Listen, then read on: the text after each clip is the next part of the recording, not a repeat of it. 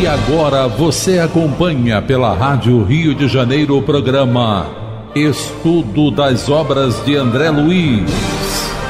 Vamos refletir sobre o livro Nosso Lar. Produção e apresentação, Tereza Cristina e Marco Antônio.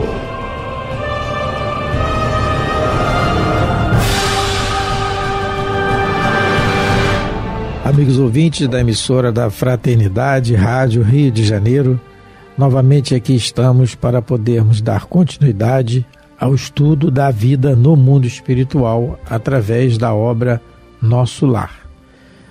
Obra que foi ditada pelo Espírito André Luiz e psicografada pelo médium Francisco Cândido Xavier. Olá, caros ouvintes, vamos começar o nosso estudo. Estamos no capítulo 45, no campo da música. No último programa, nós comentávamos sobre as atitudes e a mudança, do comportamento do André Luiz, que já está muito engajado no trabalho das câmaras de retificação, já está gostando de ficar no trabalho até nos momentos de folga. A gente comentou que ele já estava tendo prazer nesse comportamento e ele ficou assim meio hesitante de ter que sair no momento da folga, porque a Narcisa havia consagrado o dia para o descanso, para que todos pudessem descansar. Ele estava meio hesitante em ir ao campo da música, que foi o lugar que o enfermeiro Lísias, lá um enfermeiro do auxílio e anfitrião de André Luiz em Nosso Lar, ele convidou para que ele pudesse acompanhá-lo. E ele está meio hesitante porque ele já está gostando de ficar ali nas câmaras, Ele já está desenvolvendo esse senso de solidariedade que os espíritos superiores têm para com todos nós. Então ele já está ali, o Marco até deu o exemplo que a gente comentou também sobre a questão da gente ser para o outro um sirineu, poder ajudar aqueles que estão enfermos do corpo e da alma com as nossas preces e também com atitudes positivas. A gente comentou do trabalho que é feito aqui por alguns grupos que visitam os hospitais cantando, encenando peças cômicas para alegrar, a vida daqueles que já estão passando pelas provas e pelas expiações dentro dos hospitais. Então o André Luiz está muito satisfeito com esse desenvolvimento dele no trabalho, de poder colaborar sempre um pouco mais para suavizar a dificuldade do outro. Então vamos começar a ler, estamos no 5º parágrafo ainda, mas vamos começar a ler o finalzinho dele que ficou faltando. Considerando a nova posição em que me encontrava, acerquei-me de Tobias, a quem o enfermeiro do auxílio dirigiu a palavra com respeitosa intimidade. Recebendo a solicitação, meu iniciador no trabalho anuiu satisfeito. Ótimo programa. André precisa conhecer o campo da música. E abraçando-me. Não hesite, aproveite. Volte à noite quando quiser.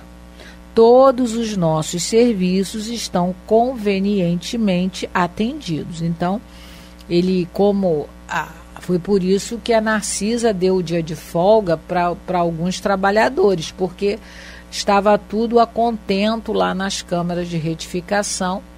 E quando ele terminasse o passeio dele, que ele retornasse para o trabalho, Então, ele ficou mais satisfeito porque o Tobias, que foi aquele que o ajudou, depois da Narcisa lá no trabalho das câmaras, estava concordando com Lísias. Você precisa se distrair um pouco e você vai conhecer esse local aqui de Nosso Lar que ele não tinha conhecido ainda, A gente vai ver.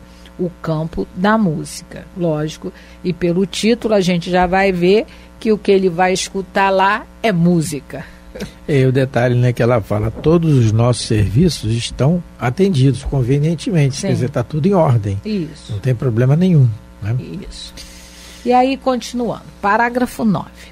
Acompanhei Lísias reconhecidamente, atingindo-lhe a residência no Ministério do Auxílio. Tive a satisfação de rever a senhora Laura, que é a mãe do Lísias. E informar-me quanto ao regresso da abnegada mãe de Heloísa, que deveria regressar do planeta na próxima semana. Para a gente relembrar, a Heloísa é a neta de Dona Laura, que desencarnou com tuberculose e que deixou o noivo na terra e estava muito triste, mas a queria Dona desencarnar Laura, o noivo também, para ele vir. Mas a Dona Laura já começou a explicar para ela que ela estava perdendo tempo, porque ele ainda não estava preparado para experimentar esse amor, né, sublime das almas. Já estava de olho com a amiga dela. Já estava de paquera. Isso. Acho que é Margaridinha, né? Não lembro, não. Não lembro o nome da menina, não lembro.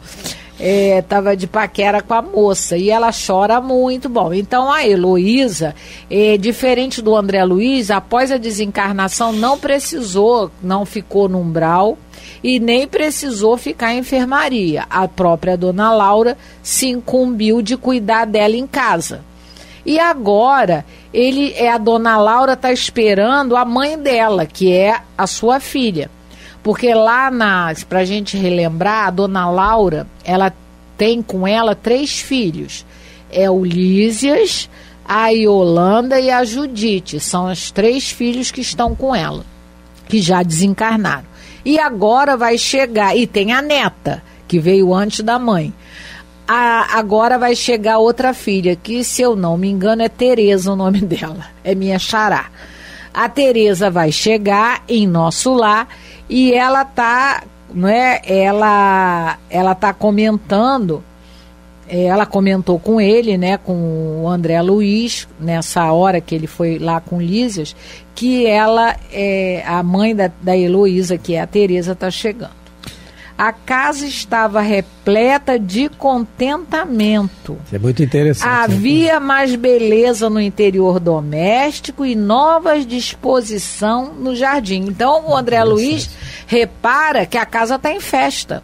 Quando a gente dá uma festa na nossa casa, né? Ou a gente vai receber um convidado que a gente gosta muito, o que a gente faz? A gente limpa a casa melhor, bota uma florzinha aqui, bota um cheirinho, para a pessoa se sentir bem. Então, a gente está vendo aqui o paradoxo da morte, vamos dizer assim. Enquanto aqui na Terra muitos vão estar chorando pela partida da Tereza, que é essa personagem aqui, a filha da Dona Isis. Laura. Não, a da Dona Isis sou eu. A filha da Dona Laura. O mundo espiritual está em festa. A gente não está querendo dizer aqui que o luto é uma coisa simples, é uma coisa corriqueira, não é? É uma coisa que dói muito ao nosso nível evolutivo, dói muito. A gente tem que respeitar o luto de todo mundo, mas a gente tem que compreender, nós principalmente os espíritas, que no mundo espiritual tem festa para receber aqueles que se comportaram bem. Lógico, como a gente já viu aqui no capítulo anterior das trevas, dependendo dos nossos passos aqui na Terra, a gente vai para um lugar ou vai para o outro. Mas aqueles que cumpriram seus deveres, que se esforçaram por ser pessoas melhores, esses vão ser acolhidos pelos parentes e muitas das vezes com festa. É o caso aqui da Tereza, filha da Dona Laura. A Dona Laura se esmerou em cuidar, né, como ele diz, porque ele conhecia a casa. Quando ele chegou dessa vez, a casa está mais bonita, mais arrumada, o jardim está diferente, por conta do regresso desse espírito, né, da Tereza, que volta para casa, que volta para o nosso lar. Então, que a gente não perca isso de vista, que a gente sempre se lembre, né, que o luto, a tristeza aqui na Terra, ele existe, é necessário, não é? Ao nosso nível evolutivo, apesar que tem prazo de validade, como tudo na Terra. A gente não pode estender esse luto para sempre, não é? A gente vive o luto, a gente chora, a gente faz prece, mas a gente não pode passar o resto da vida vestido de preto por fora e vestido de preto por dentro. Não tem como, isso aí está errado. Graças a Deus está não está se usando muito, né? Pelo menos na cultura nossa aqui. Essa questão do luto, né? Era muito mais forte, a roupa preta. Da roupa, né? Mas a gente também não pode guardar esse luto para sempre, né? Você parar de querer viver, porque cada um vive o seu tempo. Então parece um paradoxo, né? Mas a tristeza que a gente tem aqui na Terra quando alguém que a gente ama parte, no mundo espiritual é alegria. E a gente tem que raciocinar sempre que a simbiose de pensamentos, a comunicação existe sempre entre nós. A nuvem de testemunhas que Paulo de Tarso nos diz, que está ao nosso redor, a nuvem em muitos, então nós estamos sempre em comunhão de pensamentos. Então quando a gente chora no desequilíbrio, porque não é para não chorar, não existe isso. Maria chorou aos pés da cruz, não é isso. Mas é o desequilíbrio, isso vai incomodar o ente querido que desencarnou, não é? E aí a gente não quer ver ele incomodado, não é assim? É claro que a gente está falando aqui, uma coisa é falar, outra coisa é sentir na situação. Os ouvintes podem raciocinar, você está falando, mas eu quero ver você passar pelo que eu passei. Claro, cada um vai passar pelo que tem que passar. O que nós temos que fazer, obrigação nossa, que os espíritos dizem, é o treinamento dessa ideia que o Espiritismo nos traz e nos prova da continuidade da vida. Temos que treinar a pensar nisso o tempo todo, porque é claro que todo mundo vai passar por, entre aspas, essa perda, porque não é uma perda, a gente perde chave, documento, mas a gente não perde pessoas. Não era nossa, tudo é filho de Deus, olha o raciocínio. Mas é assim que a gente tem que raciocinar. No livro Obreiros da Vida Eterna, tem um personagem que é o Dimas, e aí os espíritos vão auxiliar na desencarnação dele. E aí ele está no hospital, cercado pelos familiares, e principalmente a sua esposa chorando muito ali, né, agarrada. E eles têm uma dificuldade de desligar o corpo espiritual do corpo somático do Dimas, por causa exatamente do que os pensamentos familiares que estão retendo ele ali, né?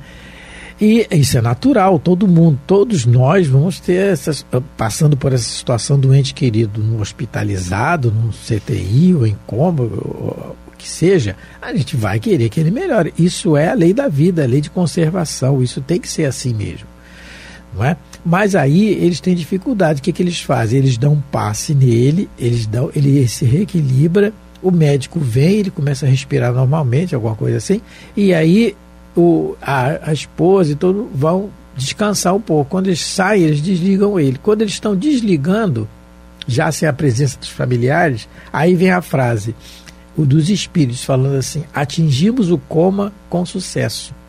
Olha o raciocínio.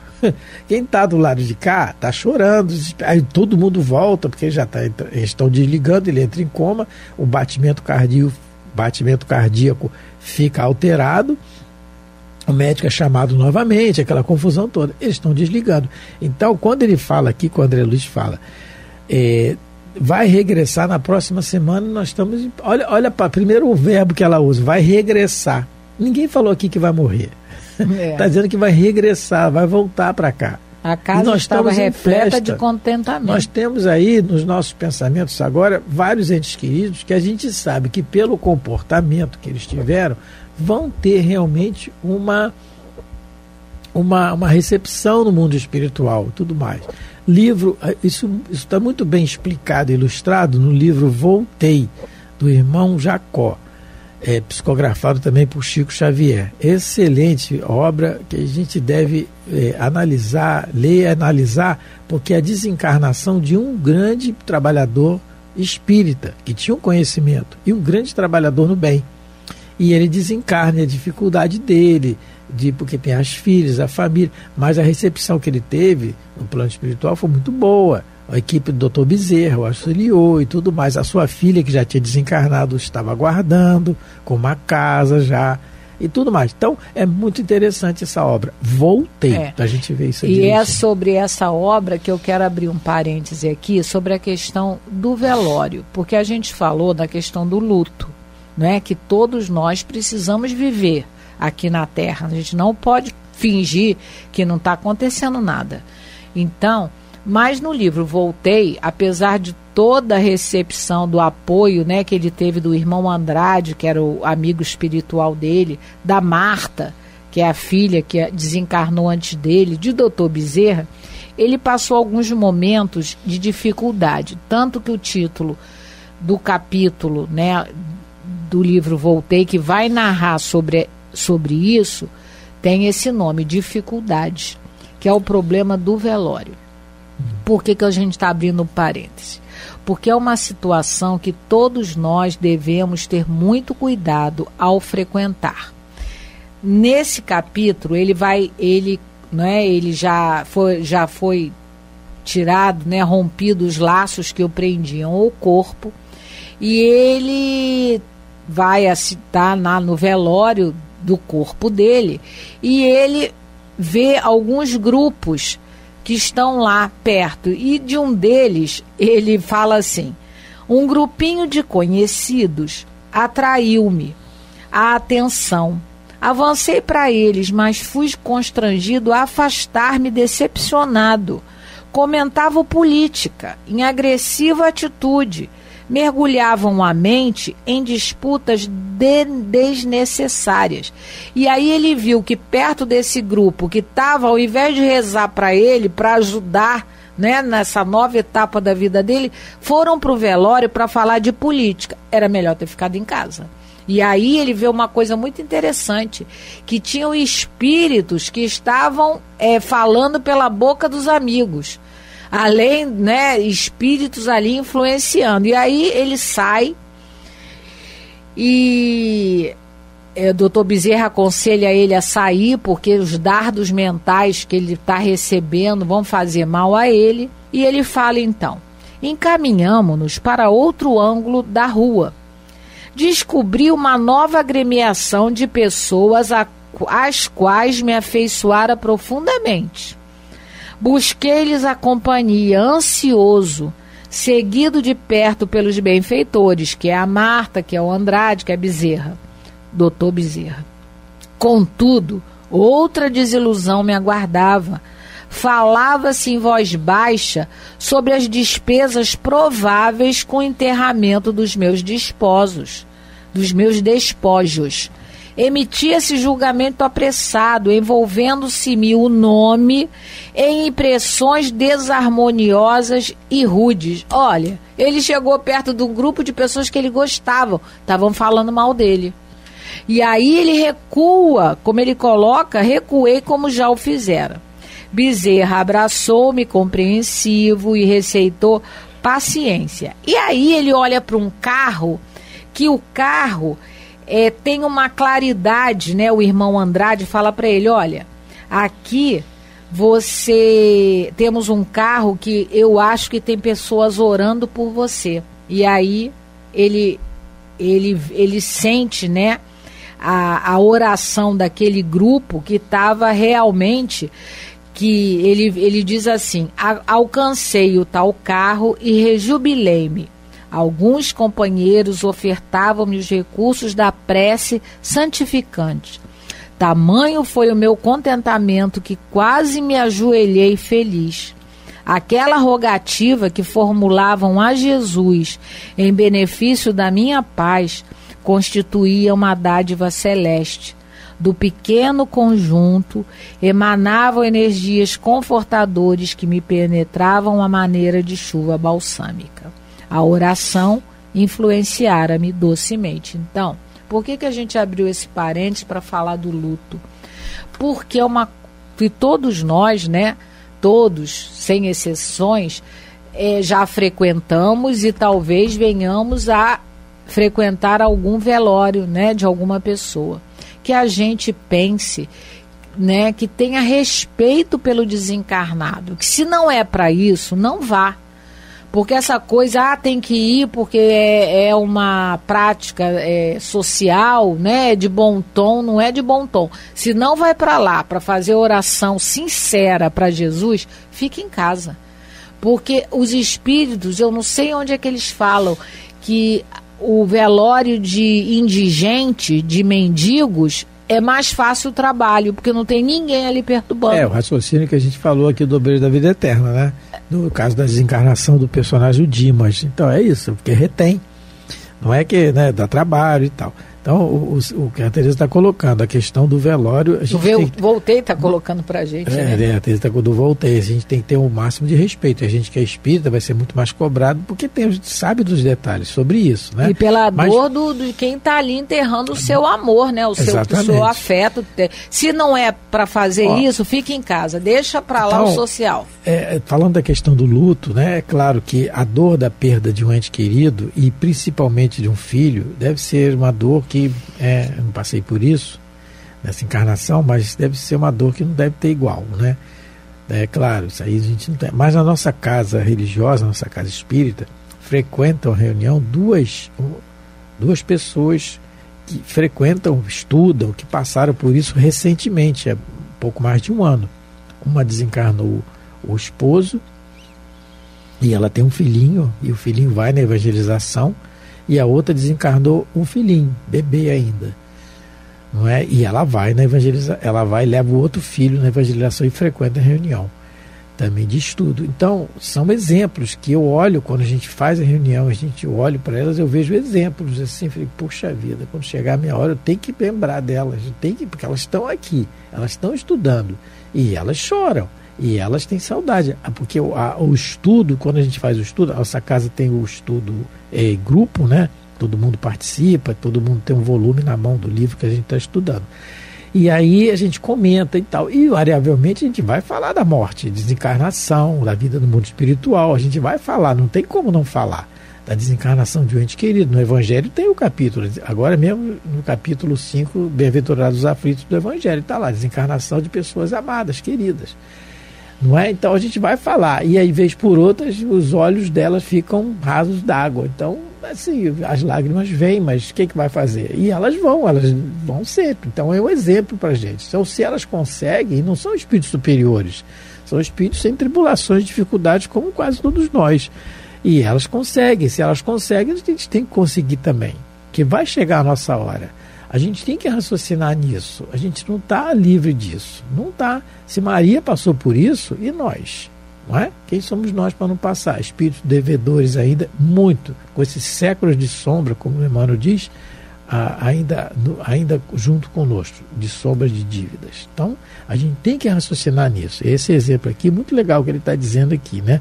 É o raciocínio que a gente tem que ter. O meu ente querido desencarnou, ele foi uma pessoa do bem, e se ele não for uma pessoa do bem, e é um ente querido, que a gente ore mais ainda por ele, e não se desespere. Aí é que vai precisar de mais oração e mais equilíbrio da parte de cá. Imagina a gente vendo um doente desequilibrado. Você está ruim mesmo, você está mal. Bem feito. É igual que a gente contou a história do Raul Teixeira lá, que foi fazer uma visita no hospital, e a pessoa do grupo levou um poema.